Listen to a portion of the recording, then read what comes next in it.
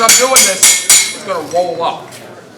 You know, it's just going to get tighter. So periodically we're going to muscle it apart, or you know, if we didn't feel like muscling it apart and we thought we had like some things that stuck out too much, we could go to an appropriately shaped horn. An appropriately shaped horn. This horn might do it. Yeah, this is not really heavy enough. It didn't do. But I got a couple of places that like stick up nasty, and I shouldn't, you know. If we go and we just planish those guys down, the thing will spread.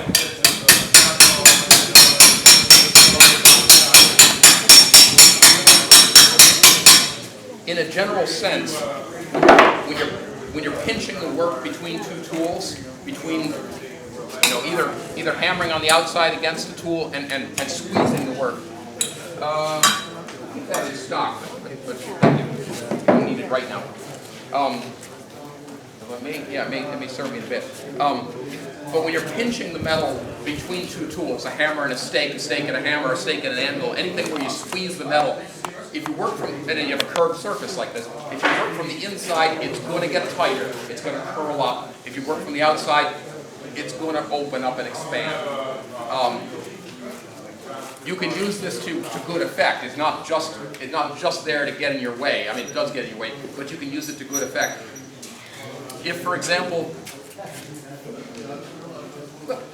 I'm going to pass this around while I'm talking. It's like, look at the hammer marks. The sharp ones are too sharp. The other ones are not so bad. Just in terms of like what kind of marks you want to see on the inside of that thing. You know, so this hammer here, pass that around real quick too. The rounded face of that hammer, not the box corner. That worked out pretty well for this. By contrast, this guy was way too sharp. Why use a straight beam instead of a round-faced hammer for that operation? Why? It's kind of like why use this rather than a ball, right? You see that they're both two sides of the same coin. Because we're dealing with a thing which is more like a cylinder than it is like a ball, more like a cylinder than a sphere. We want our work surface to be more like a cylinder than a sphere. We want it to partake of both cylindricity and spherosity, are those words. But we want it to partake of it in different degrees. We would like it to be inclined towards cylindricity. Is that the word? Cylindricality. Cylindricalidad. Cylindrescence. Thank you. Cylindrescence. It's our language. We can work with it, right?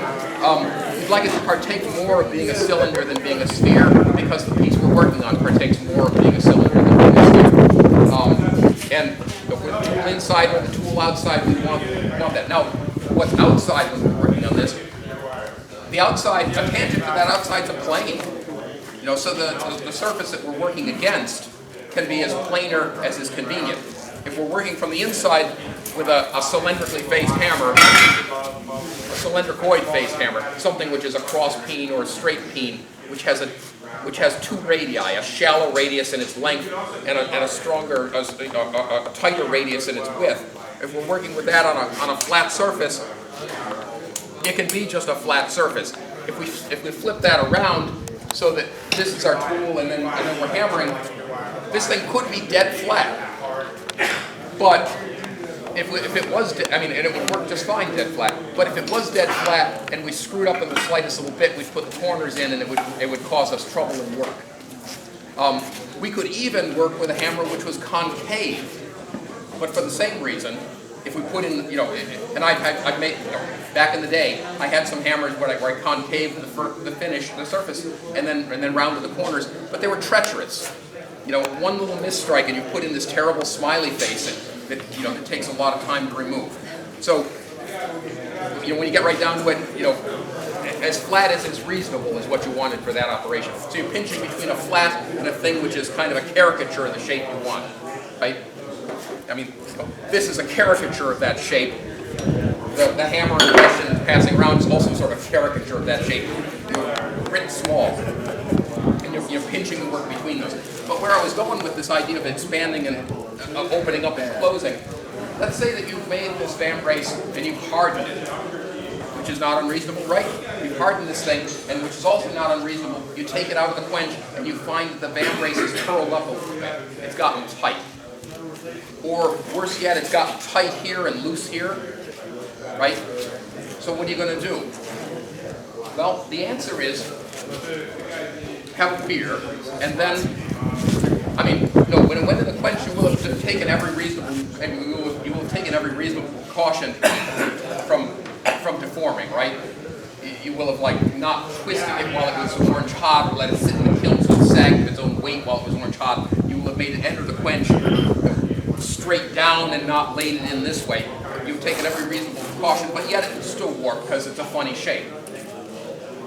So the part that's like gotten too tight, once it's tempered, once you've tempered it back to a spring temper and you're in no danger of breaking the damn thing, you can put it back on the same tools that gave it birth and planish it till it spreads open a little bit.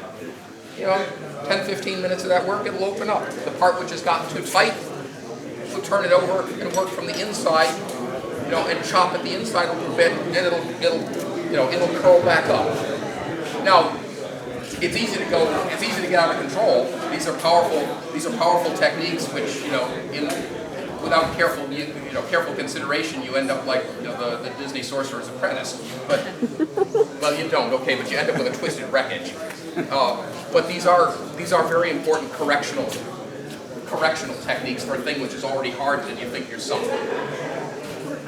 And you use them as you're working. You know, as you're working here, you alternate between hitting on the inside and hitting on the outside, just to keep from having to pull it open all the time or crush it between your knees. Yeah. Typically, brace pieces, do you normalize them before you? I do not normalize pieces before the heat treatment. I find that I don't think that's reasonable for what we're doing, with some caveats. I mean, the heat treating manuals say, you know, they give you these steps. They want you to normalize, you know, and blah blah blah blah blah blah. And that's great if you're making tooling dies and, you know, big pieces of work where you're going to have to like machine them and so forth. But the only machining we're going to do is grinding, and it hardly matters. I will make sure that the piece lies down and behaves itself, and I'll explain that in a minute, before I put it in the heat treatment.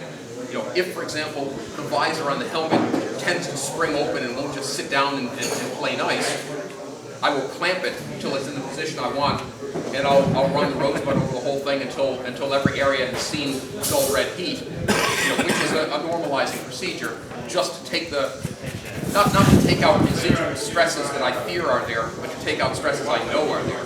You know, I know that visor is springy in the corners. I'm going to make it behave itself. You know, do I know that cream wants to spring right in the middle? I don't know. Maybe it does, maybe it doesn't. But, you know, I'm not going to go out of my way to normalize it unless I think there's an issue. Does that make sense? You do use heat to relax a piece that's clearly springy. Pushing away you don't want. Okay. Yeah, I mean, this is like, you know, this is the kind of work where you're almost done hammering it, you know, and the thing is just like not quite fit right. You know, clamp it in place, warm it up, and make it fit right. Or you got a back plate that's doing this wink wonk thing. Strap it down to something and toast it, and you'll relieve those stresses and it'll behave itself. As far as bracing and so forth is concerned, it's a case-by-case thing. If it was an arm harness, it probably won't sag much in the kiln. I probably wouldn't worry about it. I would. It just varies. Let's take something more extreme. Something where it's more straightforward. A helmet. A helmet probably doesn't need any bracing, but the visor should be closed and fastened so it won't move. You know, because you don't want the visor to flip up while you're trying to quench it. You don't want the visor to try and like warp open or closed against the helmet skull, and likewise the skull against the visor. So you might. Oh, it's one unit. Yeah. Okay, how do you get it into the quench valve without having a big bubble? Put it around. That's a case-by-case thing. It seems like a pig face you're going to have a Yes, doesn't it? Doesn't it? Yes. Yes. Okay, so we got a pig-faced bassinet. visor's bolted on. I've held the visor down some way temporarily. A sacrificial clamp, more like wiring. In an extreme case, maybe a hole and a rivet, and I'm gonna fill in later. But wire is good. I use a lot of 16 gauge baling wire. I bought a 100-pound coil of it back when I thought I was building mail. Black iron wire, it's good, makes good mail. It's dead soft. It does well. Welds well as well. So everything would be fastened shut. And the bassinet is in some sense the worst helmet to try and heat treat. So we're going to use wires to sling it into the kiln anyway. We're going to use wires to close it. But in this case, we need to lay it into the kiln on its back, right? On the back of the stove. We want it looking up in the kiln like this. We don't want it lying on it. We want gravity to work symmetrically on the piece so that any deformation is at least going to be symmetrical. We hope there's no deformation, and there shouldn't be in the helmet because it's thick enough that it's not going to sag of its own weight even if it's quite hot. I mean, if it sags of its own weight at 2,300 degrees, of course, but at 1,550 or in that range, it's not going to sag. A backplate can sag at that range, but a helmet won't. So it's lying there in its back. Okay, before you've done that, you put some kiln furniture in there so it can't roll. You set a couple of things in. You got a set of wires, and you run through this procedure. You've lifted it up by the wires. You've set it in the whole kiln. You've picked it up and taken it back out. Okay, everything's good. Now, getting it into the quench. If you drop it in by those wires from the back like this, it'll float like a boat. It'll start to take water, and then it'll flip up like this, and it'll sit there. And of course, now you've ruined the quench, right? You've ruined the process because you haven't gotten it in fast enough. You're all going perlite in places, and you're going to have to do it again. You got to get it to sink in the water fast. So before you've done anything with the kiln hot, you want to come up with a process that's going to make that thing sink immediately, like within a half a second of touching the water. You want it to be under the water, or whatever the quenching is. I find that for bassinets, I use two sets of wires. A set of wires that's going to lift it into the kiln, face up like this. Another set of wires that's going to take it out of the kiln, point down. So we have the in wires and the out wires. The in wires lay it down its back, the out wires scoop it up, point down. This is where the brave assistant comes in. Step on the pedal of the kiln into the firing ducts, pull this thing up and let the kiln close slowly so you don't slam and break your lid. You bring it over to the quench tank, and your brave assistant, with the stick of rattan, shoves it straight down into the quench. As soon as the point hits the water, the assistant shoves it down, and then you have it. But making it sink instantly is the key thing. Other helmets will sink better. Some helmets will sink without that much fuss, but the bassinet will always float because you've got to stab it down. How do you test the wire? You're talking about a lot of wires getting into the kiln. Well, the bassinet's got all sorts of holes, right? Yeah, you use the breadths if you have to. You use the holes for the bells, the holes for the lining. Whatever holes you got. If you have to make extra holes, you make extra holes and fill them. But better to use holes you got. You can use wires. You can use those holes and nuts and bolts to apply lifting rings. I got a couple of lifting rings. They're just like a little tab with two holes. And they're bent with little tabs, a half an inch by 3/4, two holes, 2 1/8-inch holes, one bolt through the other, and you put a wire through, and you attach these wherever the hell you need them. And I got a couple of big lifting rings that you can attach to, the strap holes on the Milanese breastplate to put a lifting ring right here for the entire cuirass assembly. We're just going to have temporary steel shoulder straps to hold the breast to the back, and it's going to have its hinges on one side. You're going to rivet through where the straps are going to go on the other side. The whole thing's just a unit. And all 20 pounds of it, or whatever the hell it is just going to come up and go in at once. There's a lifting ring here. And if not a lifting ring, you want, for that cuirass, I would want at least 4 thicknesses of wire for the loop at 16 gauge. Because at 1,500 degrees, that 16 gauge black iron wire behaves like butcher's twine. You know, the piece just wobbles all over the place. And I don't know how much weight you can thrust a strand to, but I would put at least four thicknesses of loops for lifting a thing that heavy. A gauntlet, 1 loop, no problem. You know, a breastplate, 4. A helmet, 2 anyway. So I'm going to breastplate, talk about ribbing one side of the thing that's about the fall, you also rib those. I usually do the vault as a separate item, and I attach that to a strong back that I lift from. You know, I'll hold it to an angle iron thing with a lifting loop, which I would hopefully preserve the shape of the waist by not disturbing it. I wish I could do it as all as one log, but I have a deep enough kiln. If I had a deep enough kiln, I'd put all 23 pounds of chloride, whatever the hell it came to. I just do it as one hideous fiery thing. You know, because I can be more sure that things are going to fit when it was done. Breast and back together, how do you orient it? If it doesn't have the fault, I let it sit on its waist. Just let it, let it sit right like the egg. Typically, you could lay it down, breast down.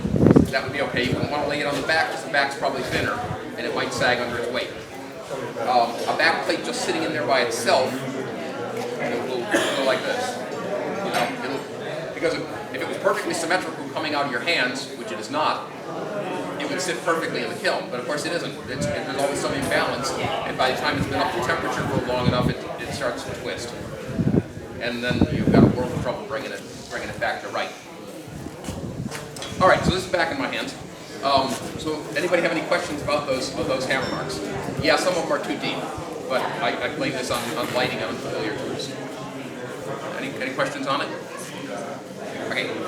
So now this part's fitting here, but it's still sitting hard here. It pisses me that I made this too short.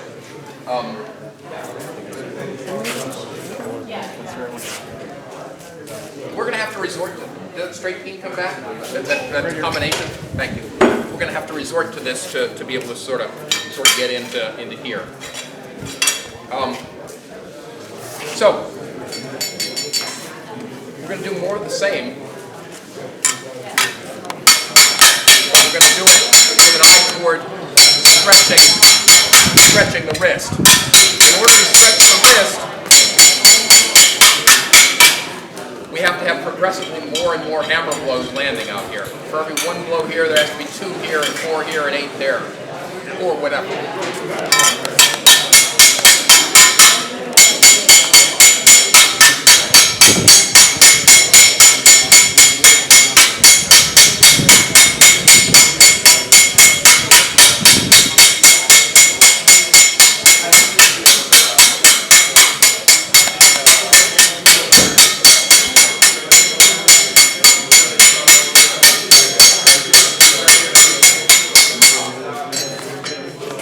There's enough shape, really. Now, the hammer I used is a pretty sharp hammer, and the result is there's a lot of sharp dents. But we'll go to the other side here for a little bit and try and smooth these out. This will make it stretch. I did this before. And there's a place where it's a bad spot in the anvil, and it's made a bump on the work. This is the part where the anvil's got to be clean. I hit one of these holes. If you got a hole like that and it's not like really deep, grind it out. Better to have an overall impression than have a pip.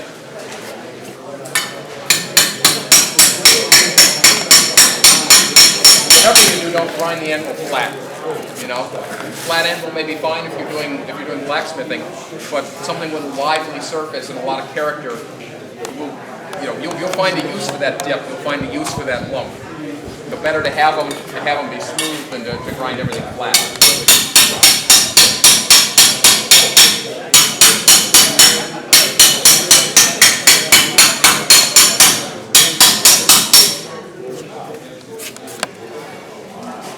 Okay.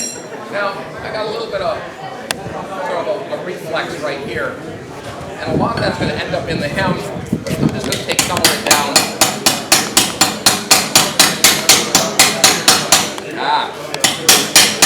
The corners of this hammer come in too sharp.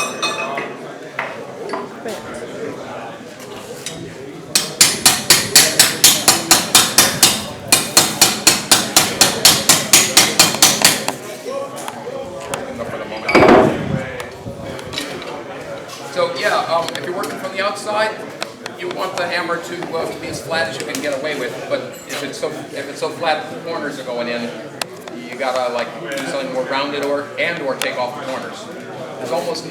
There's almost nothing you can do with the corner, with the edge, the eris of a round-faced hammer. A square-faced hammer, sometimes those come in handy. You know, sometimes you use them to get into something, but you almost never use this edge to get into something. It's always in your way. Best to relieve it and get it out of the way. Does that make sense? Am I speaking in a way which is comprehensible?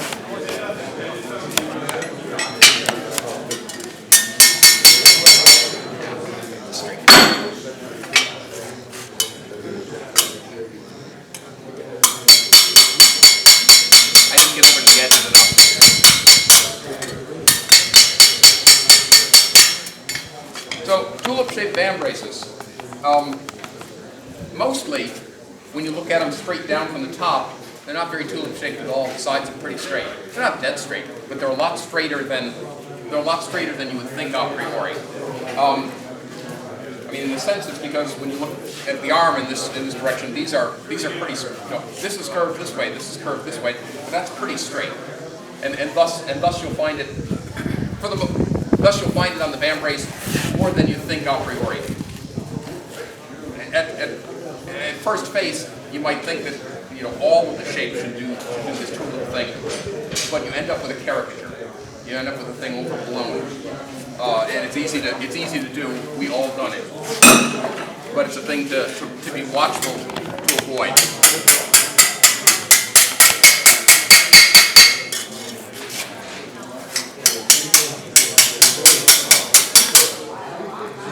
So I guess this is going to be like what I'm going to put hems on, right? We're going to put hems on this thing. And of course we wouldn't. What's that?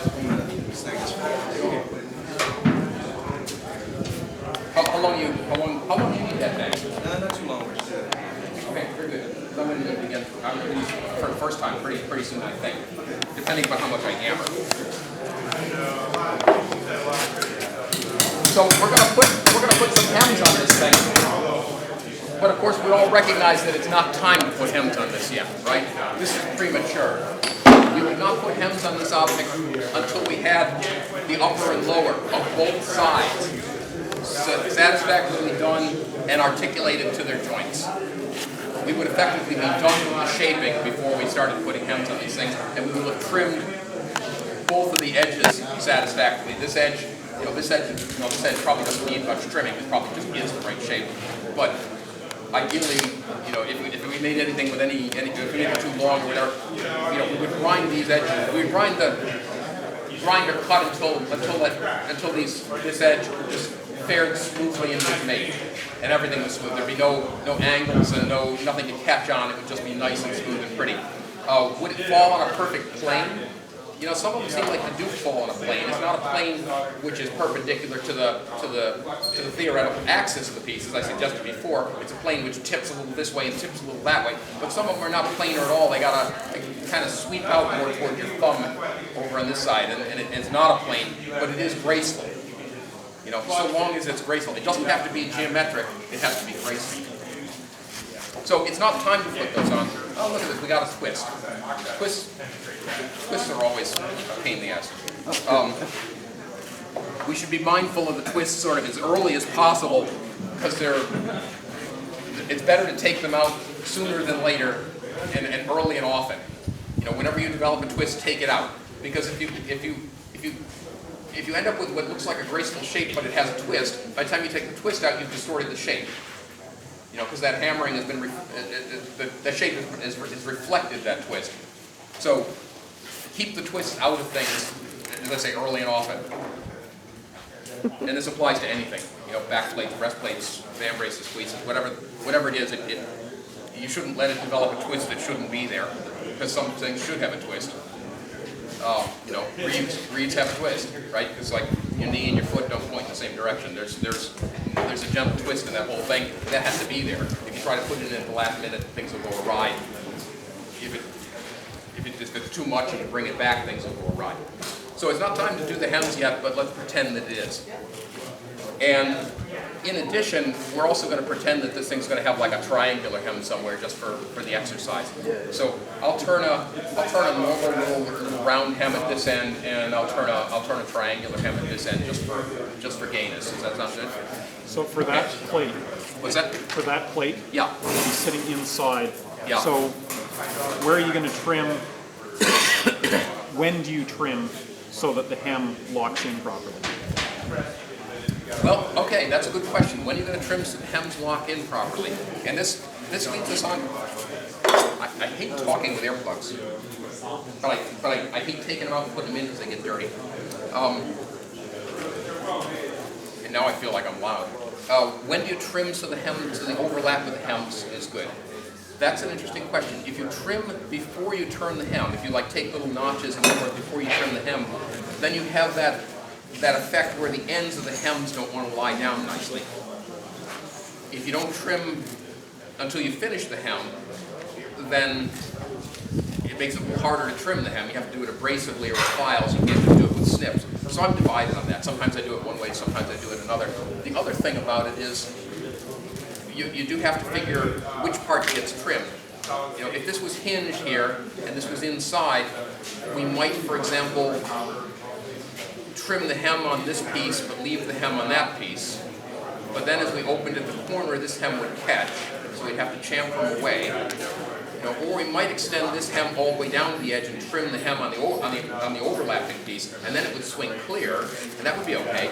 Look at what your examples have.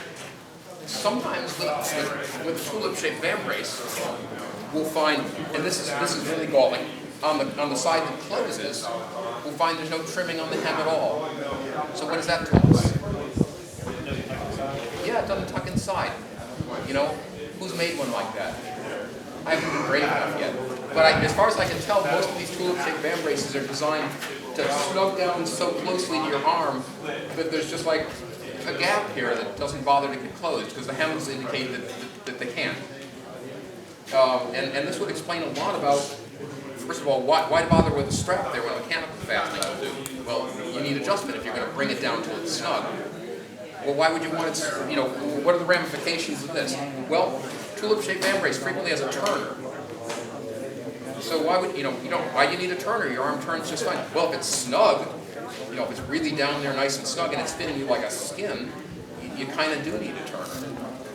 So it all sort of comes back to this question, you know, are we making tulip-shaped van braces wrong? Should they really fit really, really tight and, you know, and not quite close? And I think that really is the answer. But I hadn't come to that conclusion until rather recently, and I've been kind of out of circulation, of course, right, because it has been. So that's my current theory, subject to change without notice. So if it was a Gothic van brace where they're all designed to lock in, where is your preference for the trim? Oh, I'd look at the example. I'd look at what I was trying to copy and see what they did. You know, I wouldn't want to. I would try not to impose my own preferences on it. I would try to do what they did, unless I just couldn't stand it for some reason, and then I would hate myself. But I would try to do what they did. Does that make sense? Is that too weird? All right, so we're going to turn a hem on here. We're going to turn a round hem. And all that work starts from the inside, so we're going to have to cast a line on the inside. You know, are we going to measure anything? No, we're not going to measure anything. So we're just going to use our finger as a compass and strike a line in there. And we're going to do that while the two pieces are stuck together, and just cast that line all around everybody. You know, and make sure it really does line up. Or if we do them separately, we offer them up to each other with their hinges and so forth, and make sure that the lines do line up. At this point, we would bolt them together first. Oh yeah, the hinges would be bolted on. You know, they will have been bolted on long ago, one way or another. And you know, there may well be holes where the strap is going to close it. And if it's going to be heat treated, you know, there might even be a hole that was going to get filled in, you know, where I can sheet them closed in the kiln. Or if I didn't think I could get away with a hole there, I might have a steel temporary strap in the holes of the leather strap that the buckle is going to go into, just to keep things closed. All these are Did our ancestors need that? Probably not. But, you know, we're bikers. We don't know what we're doing. We're making this shit up, and our collective experience is nothing. So, even if we're going to do this hem hot, we're gonna start cold because it's easier. Now, would we do this hem hot or cold? Well, it's just a little round hem, and it's annealed material, and the work hardening I've imposed on it is trivial, and it's never seen the heat. We're going to do it cold. If I've done a hell of a lot of shaping here, and I could expect it to be work hard, I might want to do it hot. If this had ever seen the fire, and it was now potentially air hardened in places, but almost certainly perlitic in structure, I would want to do it hot, just so I didn't accidentally crack something. You do it hot as opposed to annealing it first and then working? Yeah, as opposed to annealing first. I mean, you wouldn't anneal, because like annealing takes hours and so forth, but you could do a process anneal, you could do a stress relief, you could bring that edge up to a dull red, maybe even if you're anxious about it, like Coca-Cola red, right? Not quite so warm as your headphones. Everybody, hold it. Not so warm as that, because now you're getting into a range where you might get lost night warming. Coca-Cola. Coca-Cola red. What tool company is that? What tool company is that? Skill.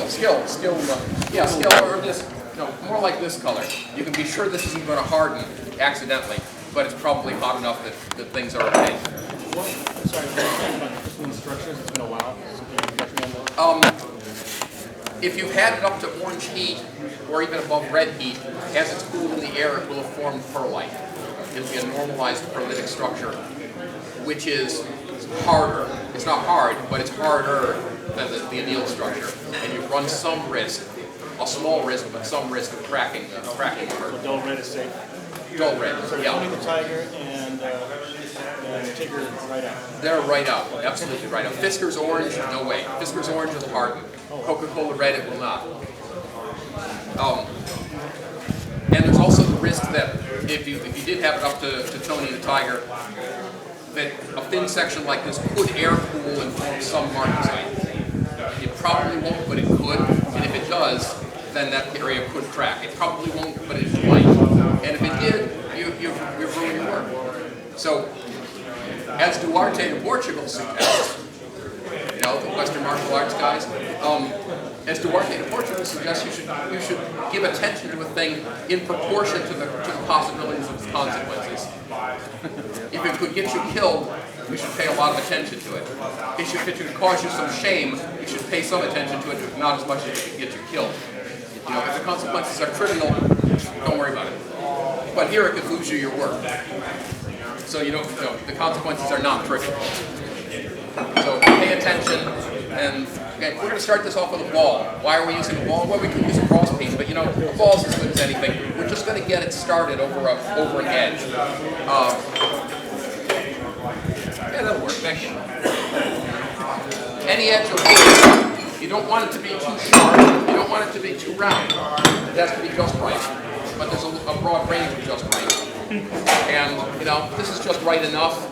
I think it's a little sharper than I might use at home, but this will do. I got my fingers underneath here because my brain knows where my fingers are, and my fingers will steady it against the angle, and I can make small adjustments here very subtly. If I have my hand here, it's going to bounce all over the place, and I don't know where the hell it is.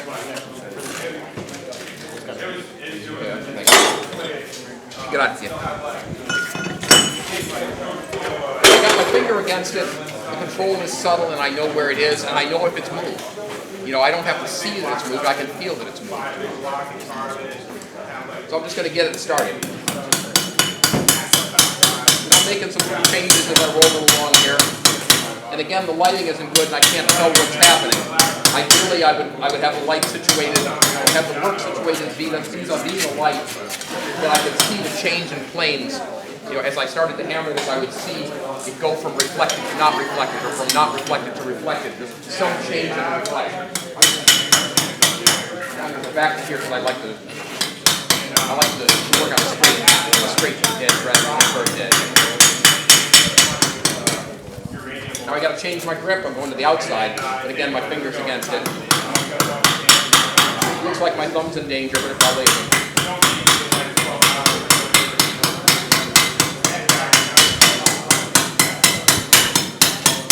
I've choked up on the hammer just because these are short little baby strokes, and I want control. It doesn't, I don't have to nuke it. I don't have to be efficient. I just got to hit where I want it. I'm hitting just to the side of the line. I'm making something I can follow. Did I do it perfectly straight? No, I got to screw up. I got to fix. Okay, now I'm changing back to this grip. The ends are always trouble because the ends want to bend in a more generalized way. So I'm going to hammer the other side there just to correct that. Just a couple of taps. And this is really wavier than I'd like. Can you see the waviness in there? That's nasty. I would like something neater than that. And I'm going to try and clean that up. And again, I'm going to blame the unfamiliarity of the work conditions. This is I expected it to be cleaner than that when I turned it over, but it wasn't.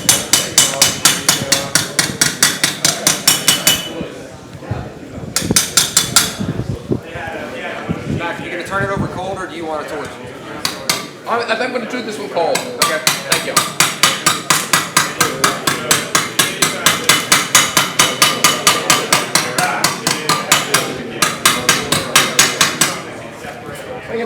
We're going to live with that. I wouldn't normally live with that, but we're going to live with that. Okay, now turning this edge spreads the band brace, right? Everyone's familiar with the idea that, or maybe not everyone's familiar with the idea, but I mean, most of you know what's happening here, right? It's going to, as this turns out, it's going to open. But I'm not going to worry about it right now, because as it turns back, it's going to close. So it's going to come out more or less where it was when I'm done, so I'm not going to fret this. Are you purposely thinning it? I'm about to thin it. Because left to its own devices, a thing of even thickness like this will just fold. We want it to roll. And there's a couple of ways we can get it to roll. If we taper it like a fishing rod or a sword so that it preferentially bends towards its end, we can get it to roll without any fuss. If we differentially heat it, if we make the edge hotter than the base, we can get it to roll. If we put a wire in there, we can get it to roll. Well, I don't like putting wires in things. You read all the time about like wired edges. I have not seen much evidence for wired edges with very few exceptions. As far as I can tell, they did not bother to use wires for edges unless they found that there was a place that they knew was going to give them trouble. You can see a wire right here on the Pembridge helm where it's rusted out, but that's a trouble spot. You know that's going to be trouble to hem that. They're hemming to the inside, right? But you know it's going to be trouble, and it's thin metal. It's thick up at the eye slits. It's like 14 gauge and change up at the eye slits. But down here, it's approaching 20 gauge. It's really thin down there. You can tell by the way it's rusted out, and they had to hem that. And you know when you put that point, all that metal comes back up into compression. It's going to fold. It's going to get nasty. It's going to crack. Even modern steel is going to crack. Their iron full of slag is going to crack all the hell. So it needs a wire there so you can hammer around it and have some respectable certain thing when you're done. Any place where they think it's going to crack because of its shape, or they know the metal is in bad shape and they suspect it's going to crack, you can expect to put a wire. But simple hem and sound metal, you don't need a wire. You can put one in. But I always find if you try to put a wire in, you find that the wire was too big or too small. The other thing about the wiring is the guys who write about the wiring were mostly writing in the 19th century, and their exemplars were tinware. They compare this stuff to tinware, where the tinsmith rolls wires all the time. So, when the 19th century author sees a hem, he thinks tinware, and he thinks hems with wires. So he sees them even when they're not. He speculates that they must be in there, even when he doesn't have any evidence for them. So, yeah, you could put a wire in here.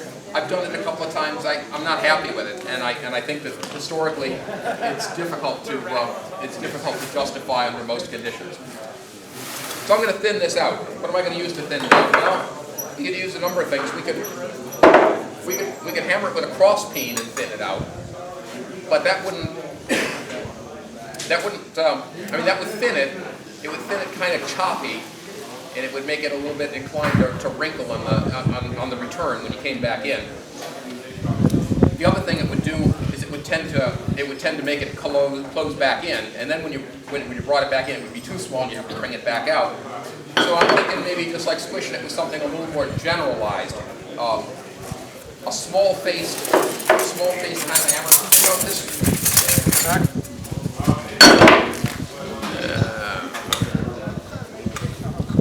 That's flat. That's too flat at tic-tacs. We'll go with this. We'll try this. So I'm just going to thin this out. I'm going to start hammering about halfway out, and first blows are going to be halfway out. I'm going to plant for any given space. I'm going to plant one blow halfway out and two a quarter of the way from the edge, just to get a kind of a thinning that continues to thin. I think it's an approximation, but that's what it's striving.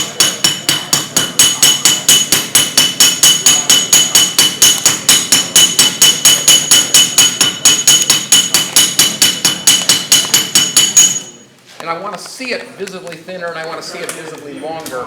Although it's not so much longer that you guys can see it, but trust me, it's longer. If you carry this out too much, if you get it too thin, it becomes miserable on the way back in because it has to compress on itself. And if it's thick, it'll compress on itself. If it's thin, it'll fold over itself. So you don't want to get it too thin. Also, since we're doing this cold, we're work hardening this, and that's going to compound the issue. So we don't want to get carried away with the thinning. And we might find that halfway around here I change my mind and I finish it all hot.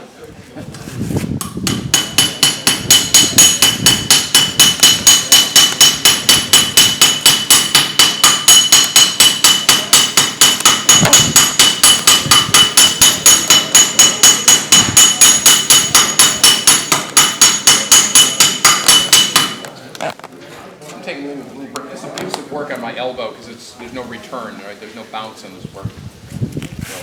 With a different tool there'd be a little bit more bounce, but this tool's pretty dead. It's the lifting the hammer back up that's the tennis elbow thing.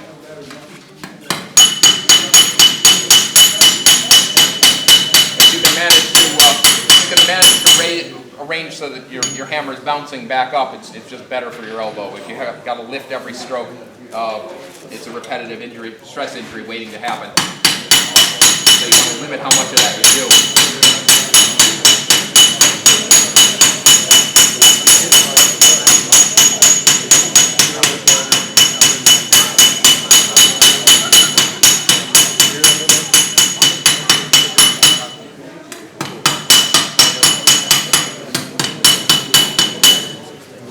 Okay, at this point the edge is uneven, and left to my own devices, this would go to the grinder. Now, when I say go to the grinder, I don't mean a bench grinder with stones.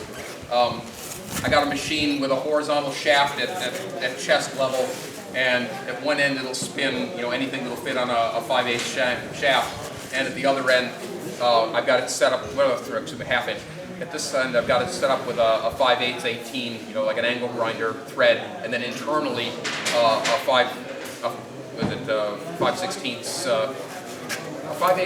11, 5/16 18. So it'll take the big discs, or it'll take sanding pads.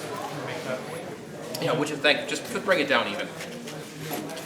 And I would take that to a 5-inch sanding pad rather than a stone, because the stone's too aggressive. It'll throw up a big old burr. If it catches, it'll bend the hell out of the work. That sanding pad, 80 grit, maybe worn out 80 grit. I just zip it along there, and the burr is minimal. If there is a burr, maybe I would take it over on the other side of the machine. Maybe I've got one of these hard deburring wheels on there. I keep one of those around for computer work all the time, and I just take the burrs off. I don't want the burrs to cut me, Oh man, it's like 19th century high tech over there. That's great.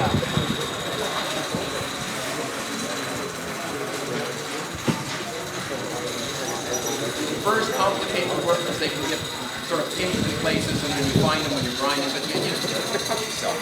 You're going to bleed by the end of the project, but you don't want to bleed every day. I said that already, but While he's grinding that, does anybody have any questions about where we're going or what I did or anything else? Somebody give me a subject to talk on. It's Yeah. important that the thinning is across the whole roll. I mean, if it's not, it seems like the roll might not be. I mean, in an ideal universe, it should taper evenly in this direction. In this direction, it should be like identical all the way around, right? There shouldn't be thin spots and thick spots that they'll behave differently. Assuming appropriate bracing. No, there's no reason not to grind it thinner. You could grind it thinner. I sometimes do. I think I have better control hammering it thinner. The other thing about grinding it thinner is you could grind it thinner, you need to make some different decisions about the allowances. You know, once you... I just meant in principle. In principle and in general, yeah, you can grind that thinner. There's nothing wrong with that. Yeah. Okay, when you're I think one of the advantages I can see is having a thinner edge also. Is it going to make it a little easier to get nice and tight against the